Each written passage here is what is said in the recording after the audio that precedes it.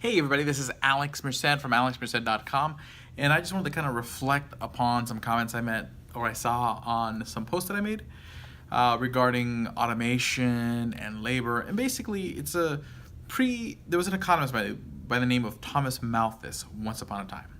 Now, if you're not familiar with Thomas Malthus, the basic story was this. His theory was that humanity can never find a sort of perpetual period of prosperity. The reason being is that even if some new technological innovation increases productivity and makes things better, what's going to happen is that the new level of leisure time that people will find themselves having because of the increase in productivity will lead to them procreating more, and eventually the population will grow and adjust to eat up the new prosperity. So basically, he argued that basically you need to essentially control the population because humanity will always just undo its gains.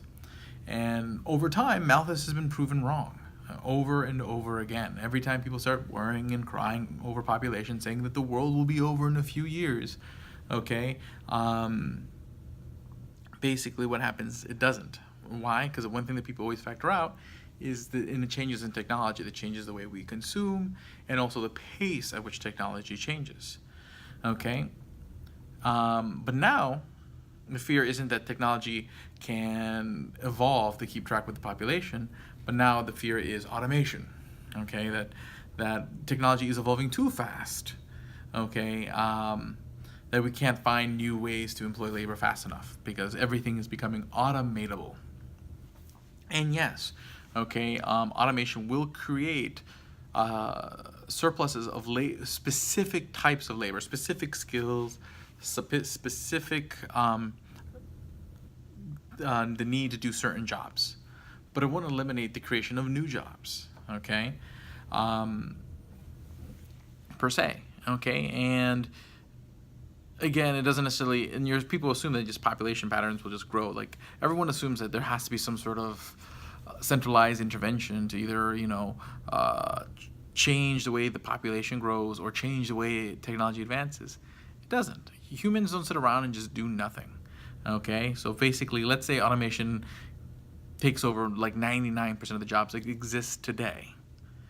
It doesn't necessarily mean new things won't be discovered tomorrow, because as basically, people who do have money are going to be seeking new methods of leisure, okay? There will be people who are at a lower level who have more time for leisure than they did before, and they're going to be looking for ways to replace that leisure. So it's just what's going to happen is a lot of the labor is going to go towards leisure, okay? You're still going to need movies, theater, art. There's just going to be a greater demand for a lot of those things. And while, yes, there is technology that's starting to automate things like music and whatnot, okay, there'll still be new forms of leisure that will be developed that we don't even anticipate yet. A lot of the things that we enjoy today weren't even ideas 100 years ago as far as the ways we entertain ourselves, things like escape rooms, etc. That people will develop new ways to use the spaces that exist to create new methods of enterprise to entertain people, okay, and that'll be one aspect.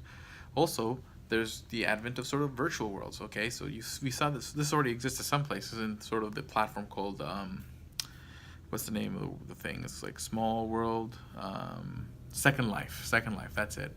Where basically you can live a whole second life online, okay? People are gonna have a lot more leisure time playing sort of massively multiplayer online games like that. That's gonna be a thing. And developing the technology to make those kind of games immersive, there'll always be a need for engineers. That's not gonna change. Okay, there'll be a demand for programmers. So it's not that new jobs won't be created, but yes, well, people need to specialize more. And also,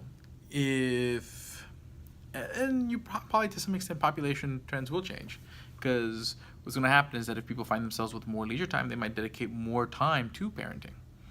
Okay, if they, so there's also different like possible social changes that I can't even anticipate that will happen, that have happened every time they thought that was going to happen in the past. Okay, it's just historically we always kind of figure out a way to make it work. Doesn't necessarily mean that there's not some level of suffering in the middle of it, because some people are on the wrong side of those changes and some aren't.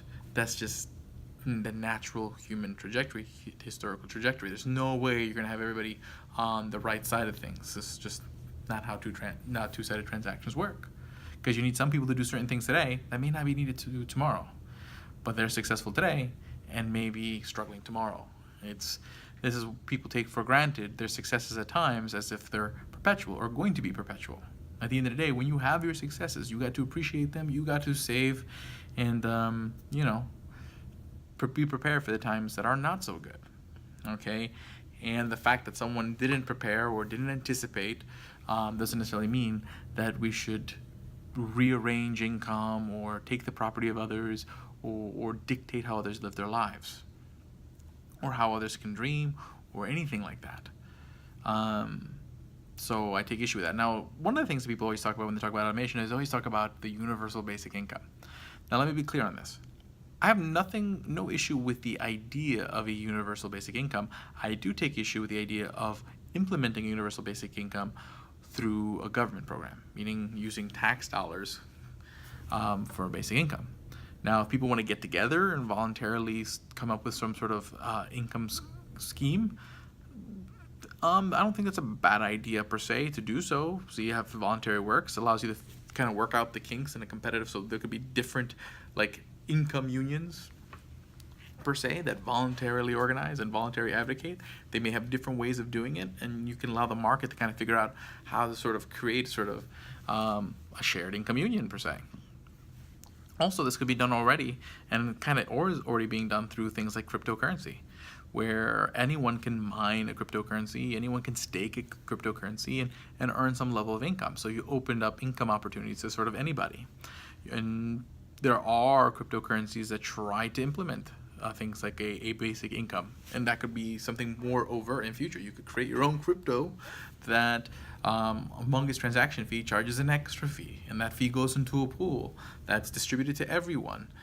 So basically encouraging people to do more transactions, and as more people do more transactions, you get rewarded in sort of an income. And I think there is already one crypto that actually has, like, I think it's like proof of burn or proof of velocity or something like that, where basically you are rewarded for doing more transactions. But this would be more explicitly for the purpose of sort of creating a income that anyone can earn.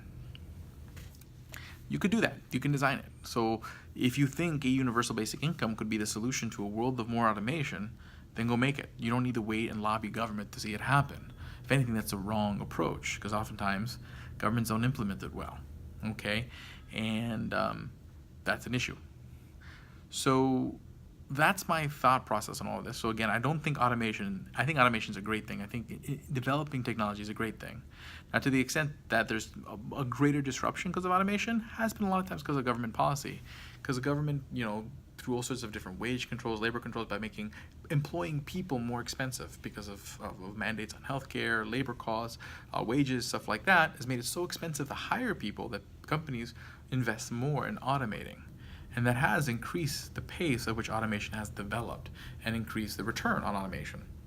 Okay, so in that case, that makes that trend go faster, which could mean that it's growing faster than we're able to adapt to it. But that's not because of a free market, that's because of intervention in the market.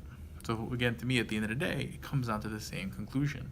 The answers require you to go out there, test out your solutions in a market, and work out the kinks, and hopefully you're right. And if you're wrong, your solutions will fail. And government solutions always tend to be what kind of created the problem in the first place. So that's my thoughts on that. Have a great day and enjoy.